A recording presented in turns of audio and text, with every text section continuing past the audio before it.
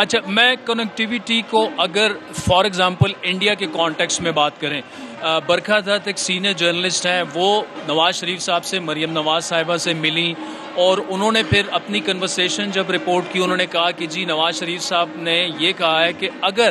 Prime minister of India Narendra Modi صاحب foreign minister کی جگہ وہ آتے تو زیادہ بہتر ہوتا، اور انہوں نے اس امید کا اظہار کیا کہ مستقبل قریب میں عنقریب ان کی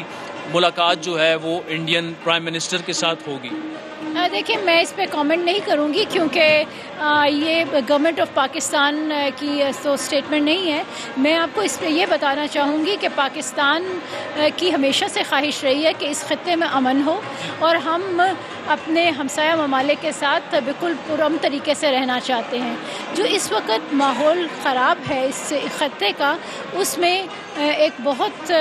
ریزن انڈیا کی ایک اگریسو پوسچر ہے جو اس نے نہ صرف پاکستان بلکہ اور ہمسایہ ممالک کی طرف لیا ہوا ہے۔ اس کی وجہ سے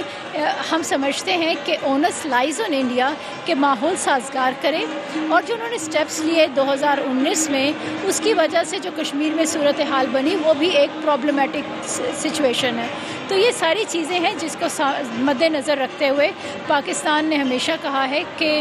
جو بھی اگر کبھی ڈائلاگ ہوگا یا کبھی فردر موومنٹ ہوگی تو اس میں پاکستان یہ سارے اس میں جو اونس ہے، اس میں جو